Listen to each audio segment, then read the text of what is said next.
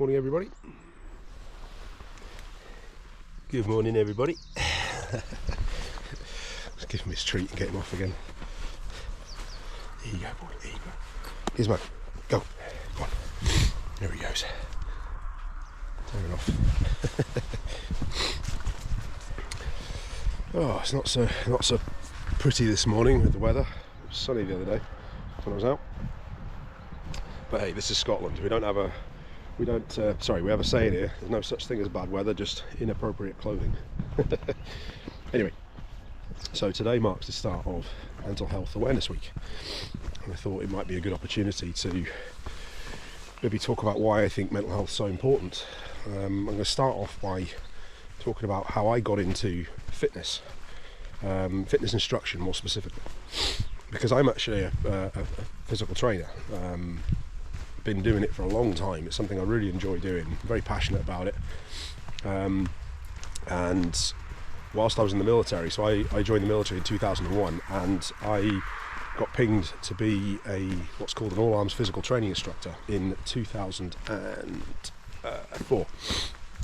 And at the time then, I had to do a 6-month probation period in the gym, make sure I was up to the standard and so on and so forth. Then we go away and do a 10-week course, and then you learn how to be a PTI and come back and then start beasting people into the ground, basically.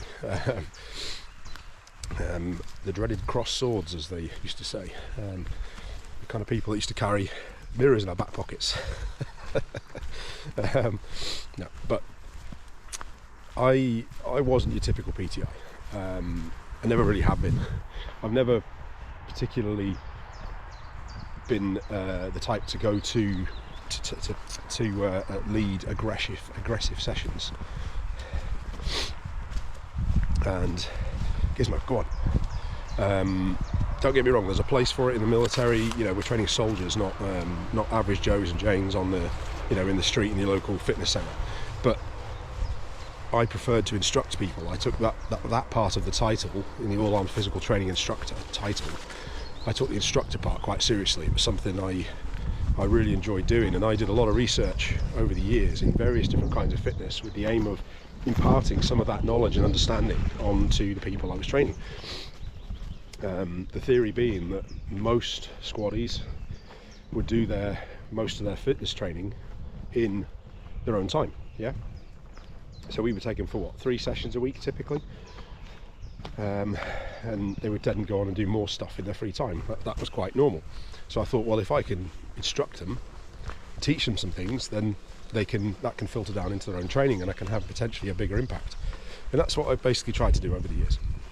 Anyway, the mistake that I made early on, okay, and I think, my humble opinion, no disrespect to any trainer out there, there's some really good trainers out there who clearly enjoy what they do, but I do think a lot of trainers make this very same mistake as well. I think there's potentially a lot of doctors out there that do the same as well, and other health professionals and such like. Fitness is defined as physical and mental well-being, right? That's what was in my textbooks when I first started, when I was studying for diplomas and this, that and everything else. I've done personal training and nutrition and weight management, and I don't know, I've focused on all different kinds of physical training. But that definition, I used to take the physical training part of it very seriously. I actually thought that was the most important bit. As long as I did that bit, everything else was covered, right? There he goes, bounding about, loves it.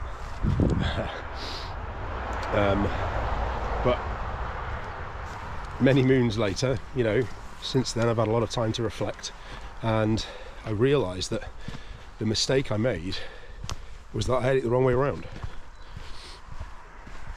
I've learned the hard way from my own personal mistakes, that on my own, personal challenges, that it's actually the mental part of that definition that's the most important part. I thought today, being the start of Mental Health Awareness Week, might be a good time to point that out. Mental health is incredibly important. If you get that right, in my humble opinion, if you get, very busy on the road this morning, if you get the mental health part of it right, the rest will fall into line. I mean, you've got to, in its simplest possible reasoning that I can give is that if you want to do something, then you'll do it. If you really want to do it, you'll do it really well. And if you really, really want to do it, that's the kind of the level that you need to be, you know, in terms of mental self-discipline kind of thing, where you will push to go for the top spots, if that makes sense. But hopefully that, you know, stresses the point though, that it's all well and good having a crack at things, but most people give up on stuff, you know, when it comes to setting goals and things of that nature. Most people give up on stuff because they don't really want to do it. They don't really get behind it. They don't have that self-discipline, that drive to keep doing things. Take, for example, you know, on the fitness industry, statistically speaking, most people will join a gym and do the membership thing and all that kind of stuff on the beginning of January, New Year's resolution period, right? However, the biggest drop-off statistically is February. You could argue that, well, the idea behind a New Year's resolution is you stick it out for what is it, 30 days, 40 days, something like that. Personally, I believe that it is actually more simple than that. It is quite simply because people have taken on too much change too quickly and they can't stick it and turn it into a habit. Bear in mind, the average person takes anywhere between 6 and 8 weeks to turn a new activity into a habit. And we're talking anything from getting up in the morning to at the same time every day, to getting a glass of water when you get out of bed, to, you know, not turning the telly on at that particular time of day and waiting in half an hour, or I don't know, doing fitness. Going to the gym isn't just a case of putting your trainers on and walking in, picking up a couple of weights. You've got to get there. You know, it could be a half-hour drive, it could be a 5-minute walk. You've then got to get changed, you've then got to go in the gym, you've then got to learn what you need to do as part of your program. That might mean getting a trainer, it might mean watching some YouTube videos, reading a book, whatever, and that you've got to learn to do that. That could take a couple of weeks to get your body used to doing that kind of exercises, these new exercises, I should say. But then factor in that you've then got to do the same thing all in reverse. So what started as a half-hour, you know, workout, 40-minute workout, turns into a 2-hour epic potentially. And yeah, like I said, I just think that a lot of people don't stick it out because it's too big a change to take on all at once. So yeah. Anyway, I've digressed somewhat. The point of all that being, though, is that you've got to want to make changes in order to turn them into habits. You have to stick them out, be consistent, you know. So me personally, I think the best way to do it is to start simply.